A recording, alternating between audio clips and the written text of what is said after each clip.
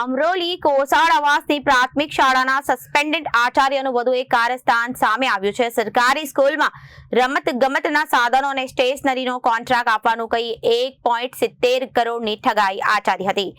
Sarthana police મથકે suspended Acharya સામે ગુનો દાખલ કરી કાયદેસરની કાર્યવાહી હાથ ધરી છે।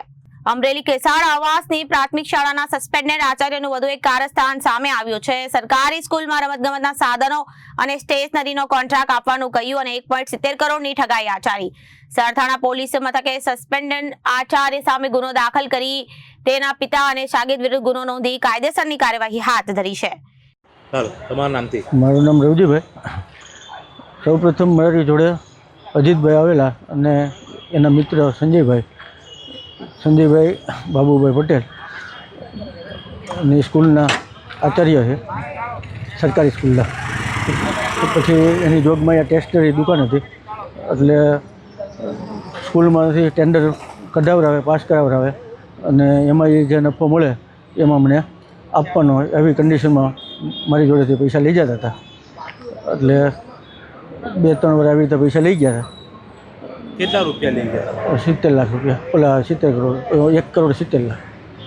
શેનું ટેન્ડર હતું આ? સ્ટેશનરીનું, એટલે પાઠ્યપુસ્તકોનું હતું અને સ્પોર્ટનું હતું ટેન્ડર। તમારો સંપર્ક કઈ રીતે થયો હતો આ લોકો? મારો સંપર્ક કરાયો અજીતભાઈ કરશન। કઈ રીતે તમારો સંપર્ક કરાયો? શું વાતો તમને કરી કે ભાઈ મેં રોકાણ કર્યું છે તો તમે રોકાણ કરો, અને એને મને ચિઠ્ઠી પણ એક વોટ્સઅપમાં મોકલેલી છે અજીતભાઈ કે ભાઈ આ મારું રોકાણ, એને 1 કરોડ ને 20 લાખને ચિઠ્ઠી મને બતાવેલી। અને આ મારા 20 વર્ષ જૂના મિત્ર હતા અજીતભાઈ, એટલે મને એની ઉપર એટલો ભરોસો હતો કે ભાઈ અજીતભાઈ છે એટલે કરવું। ખાસ તો મેં અજીતભાઈ જોડે જ ભરોસો રાખીને સંજયભાઈને પૈસા આપેલા। હવે તમે આ મામલે ક્યાં ફરિયાદ નોંધાવી છે અને પોલીસે કઈ પ્રકારે કાર્યવાહી કરી? મેં ઇકોસરમાં ફરિયાદ કરી અને પોલીસે અમને બહુ સારો રિસ્પોન્સ આપ્યો। હા, આપણે ચૌહાણ સાહેબ, અજીતભાઈ કરશનભાઈની ધરપકડ થઈ છે અને સરવૈયા સાહેબ એસીપી। રાજેન્દ્ર કાપડિયા, ચેરમેન, નગર પ્રાથમિક શિક્ષણ સમિતિ। એક આચાર્યને સસ્પેન્ડ કરવામાં આવ્યા છે, શું છે? આજના પેપરમાં સંજય પટેલ કરીને આચાર્ય વિશે 1 કરોડની જે ગૌરવાચારી કરી છે એનો લેખ આવ્યો છે, અને એને સ્ટેશનરીનો સામાન અને બાળકોના રમતગમતના સાધન માટે કોઈક મિત્ર સાથે કે હું તને અપાવીશ એ પ્રમાણે કરીને એની પાસેથી 1 કરોડ 70 લાખ જેટલી રકમ મેળવી છે, અને સરથાણા પોલીસ સ્ટેશનમાં એના વિરુદ્ધ ફરિયાદ દાખલ થઈ છે।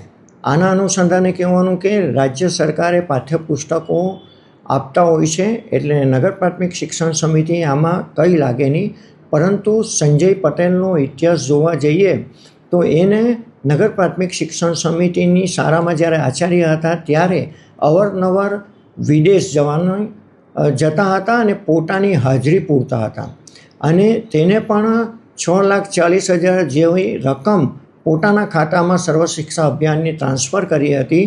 તે નગર પ્રાથમિક શિક્ષણ સમિતિએ એ રિકવર કરી છે, પરંતુ દુબઈના પ્રવાસ હોય અને જે ગેરકાયદેસર રીતે હાજરી પૂરીને 3,40,000 જેટલી રકમ એમની પાસે રિકવર કરવાની બાકી છે, અને થોડાક જ દિવસમાં અમે પણ નગર પ્રાથમિક શિક્ષણ સમિતિ એના પર FRI કરવા જઈ રહી છે। Reporter Arvind Rathod, Janadesh news, Surat.